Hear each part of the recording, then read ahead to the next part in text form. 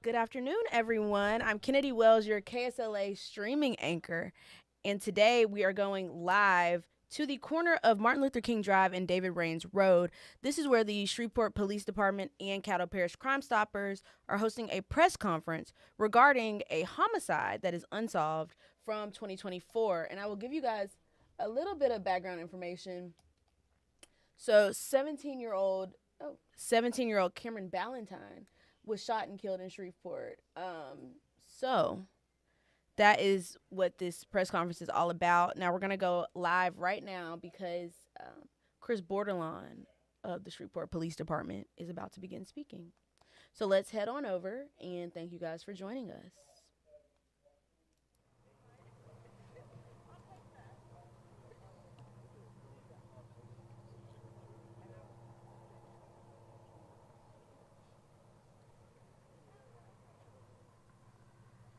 All right, we're going to get started here, guys. If I can get our homicide unit, if y'all can just kind of come stand in this general area. For those of y'all that don't know, these detectives that you see here make up a large amount of our Shreveport Police violent crimes detectives. They handle everything from shootings, stabbings, anything that has the word violence in it, they deal with it. We want to thank them for coming out today. You know, we've spoken quite a bit in the past months and past year about crimes and crimes of violence in our city and them trending in the good direction going down. But that does not mean that we are without crime, and it does not mean we are without violent crime. And that violent crime goes on and has lasting effects, and it affects communities and it affects families. And that's why we're here today. We want to highlight, and we're going to attempt to highlight some of our cases that we are still lacking evidence to prosecute those cases. And we want to thank Crime Stoppers for coming and making this possible. We want to thank all of our media members, because without you guys disseminating this information, this wouldn't work. We do still believe that there's evidence out there that can lead to arrest in these cases, and that's why we're doing this. We wouldn't do this if we didn't think we could close these cases. But I spoke briefly about community and how this affects different communities. And one of our community leaders, our council chairwoman, Councilwoman Tabitha Taylor, is here. Our Councilwoman, would you like to say something? Good afternoon, everybody. I just want to echo what Officer Bordelon said. We can't do any of this without community. You are a vital part of this. I want to thank Terry McKnight and Crime Stoppers for partnering with SPD and the community to get this done. And so, as Chris said, that we want to highlight this weekly. We want the families to know that no, we have not forgotten. And so we're taking these necessary steps and necessary tools to ask you to help us. So you don't have to be afraid, and you don't have to be afraid to utilize your voice in silence, if that makes sense to you, because that is exactly what you're doing. These particular tips have helped to lead to arrest, and so we're asking the community to please stand with us as we highlight Mr. Cameron Balentine.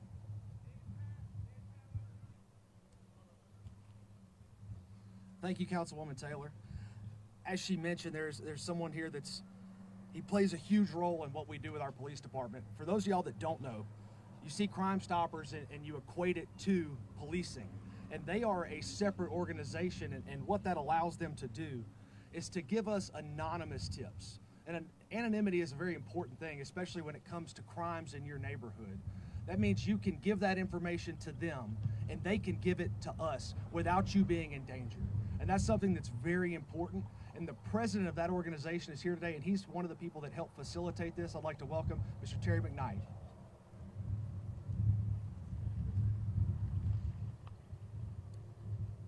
Thank you, Corporal Bordelon. The family of Cameron Balentine thought it was important to get a sign up to remind the people of this neighborhood that this is still an unsolved case. And we partnered with them and helped them put this sign up, and we increased the reward to up to $3,000 for information that leads to an arrest.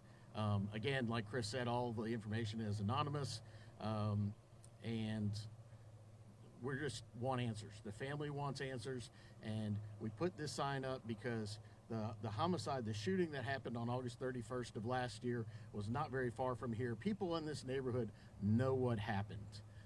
We need more information. We need to bring justice to this young man that was just 17 years old.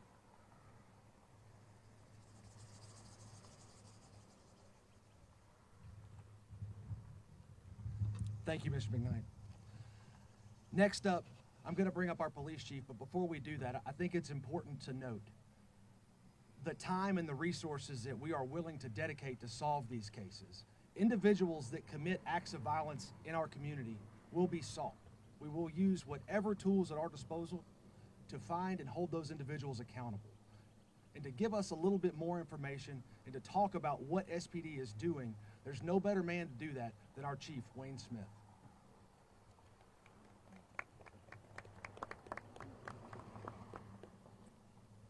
Periodically across our community, a tragedy takes place.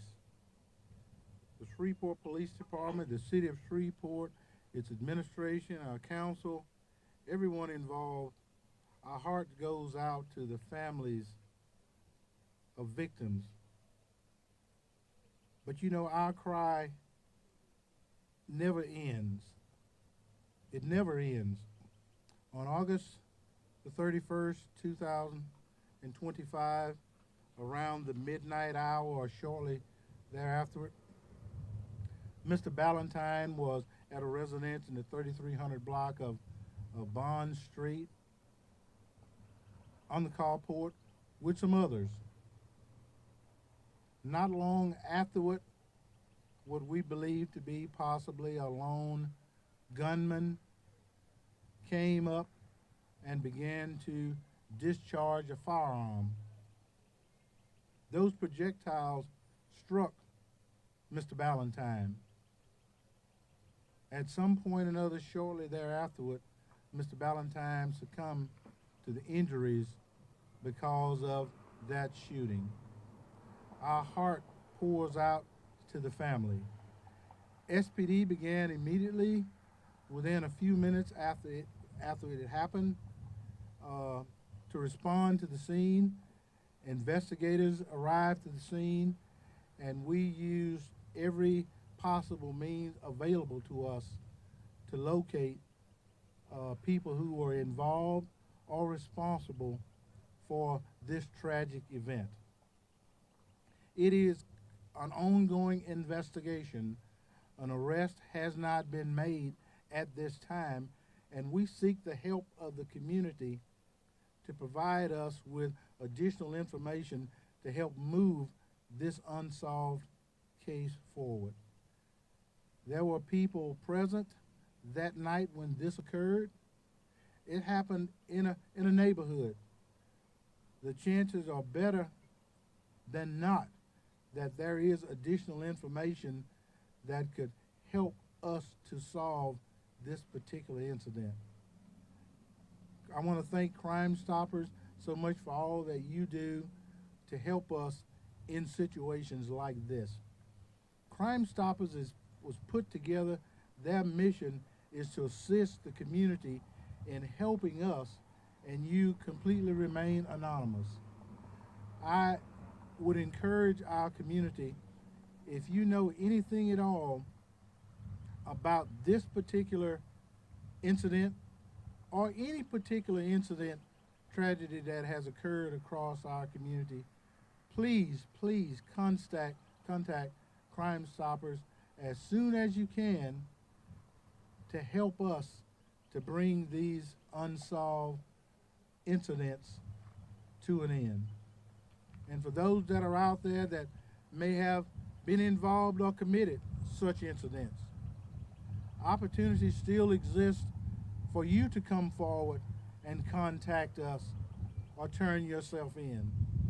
Because I assure you, the case will never rest. My officers will never rest until these cases are brought to some closure. And again, our sympathy goes out to the family and all that are involved. We feel your pain.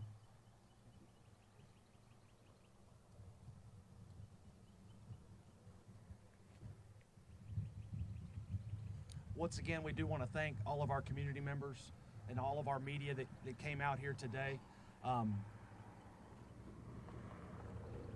The purpose behind this is that I hope that we see and that we show that we are not giving up on these cases. These detectives that you see, These are the supervisors over our violent crimes unit. And they are very good at their job. And all they need is a little information that you may have that breaks this case and allows us to give Mr. Balentine's family justice. So we hope that you do that, and we hope that you reach out to Crime Stoppers, and if you have any information, please don't hesitate. Thank you all for coming.